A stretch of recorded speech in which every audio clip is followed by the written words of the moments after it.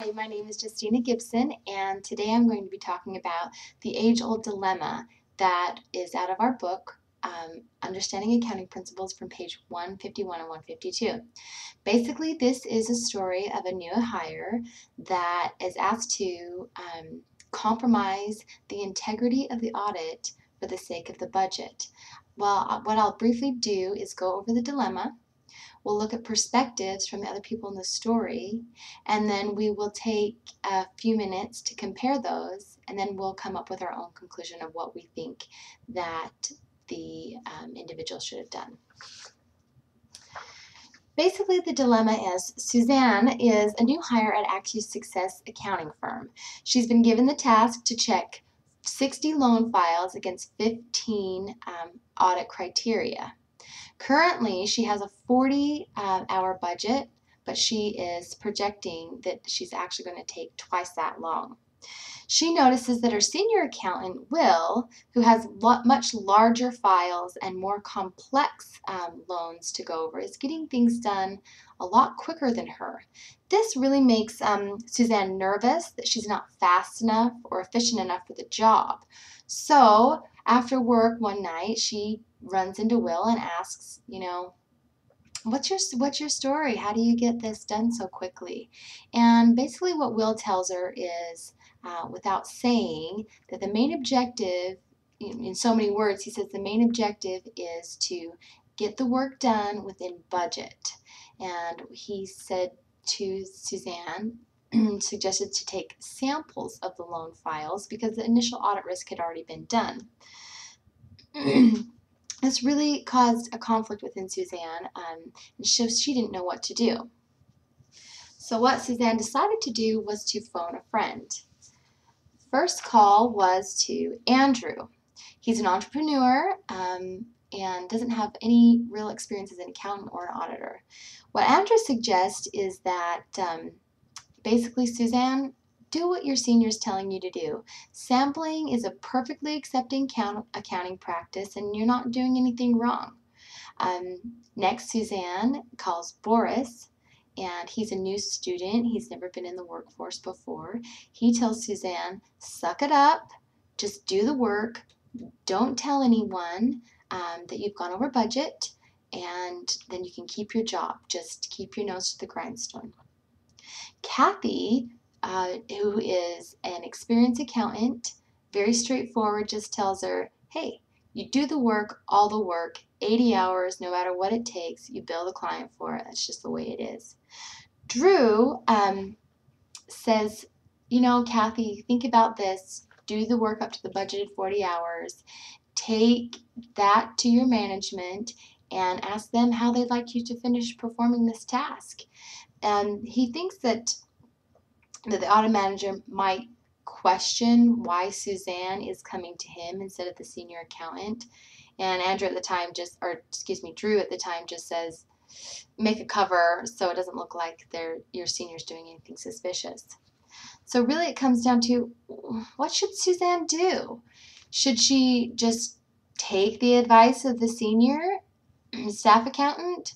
Should she do the work, she has two options. Basically, she could lie about how much she's done, or she could tell the truth about how much work she's put into it.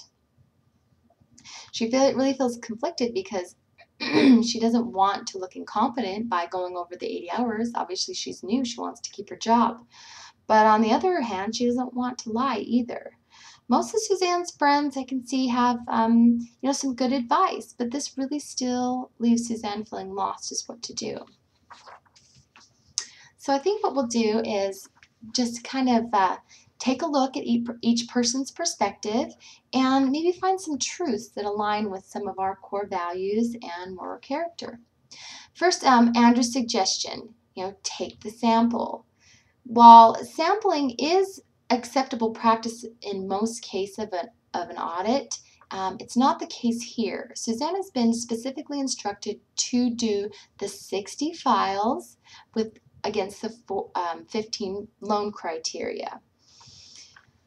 And let's think about, if she doesn't do the work, what could some other consequences be for Suzanne if she fails to do all of the 60 files and just takes a sample, as we'll suggest.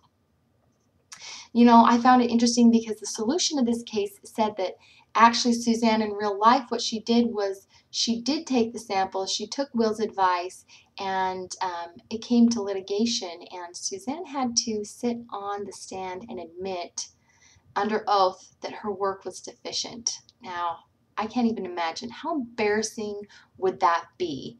You know, not only did she lose her credibility at that moment, it also lost the credibility of the firm. And, you know, she was just worried about one job. Excuse me, this one job. Is she ever going to be able to work in the accounting field again? I don't know.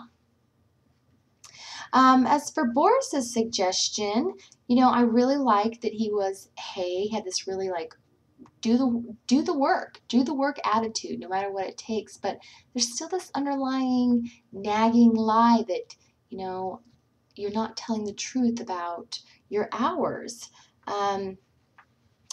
Basically, what's going to happen, you know, is they're going to continue to eat the hours. They're working for free, and this is only going to perpetuate a cycle into the years to come, because next year when they do the audit again, they're going to be expected to hit the 40-hour budget, and she's going to have to work 80 hours to get it done and not get paid for it. So I don't really think that that's a good compromise.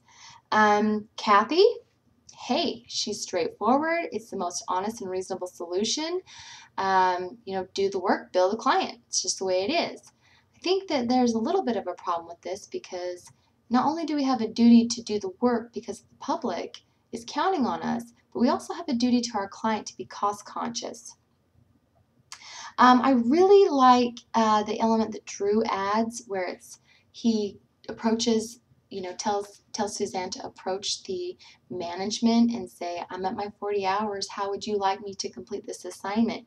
I really think that it suggests to management that Suzanne is a team player, and that gives her an opportunity to say, you know, I can do the work, but how would you like me to do this? And maybe it gives management a little bit more perspective on what's really going on out in the field. So with that being said, the conclusion, based on everyone's suggestions, I decided that Suzanne should probably come to a compromise somewhere in the middle there. I believe that you should do all work, anything you do, with excellence. If you don't, you fail the people that you work for, you fail the people that you're serving. In this case, the public is relying on you to be honest and have integrity and have an exceptional level of professionalism, that they can put their trust in you. And it's, you know, not to mention the consequences if you don't adhere to the expressed direction of management to audit all 60 files. You could expose yourself and your company to lawsuits or other liability. I think once you meet the standard of excellence, then it comes to the point of this, should we bill the client, should we not bill the client? This is a really tough decision, because you do have duty to your client to be to meet reasonable cost expectations. This is where I really like Drew's suggestion of going to management and telling them, hey, I don't want to shirk my duties, but I'm at my max, and kind of put the decision on management's shoulders. It kind of takes the pressure off of Suzanne. This also gives you time to present yourself to management that you're a person of integrity and that you're willing to do the work that will reflect a standard of excellence. I can see that this is can be a very common problem in the workplace, and that's why I decided to pick this topic. And I think that when we're faced with this dilemma, we won't buckle under the pressure when we're constantly reminded of the problem and the solution. So it makes it easier for us when we do go out into the workforce to look at the situation and say, okay, I remember this, and this is what I'm going to do to make this decision work. So, conclusion, do the work, ask for permission to go over budget, be a team player, and make a point to stand up for yourself and for your rights and your integrity.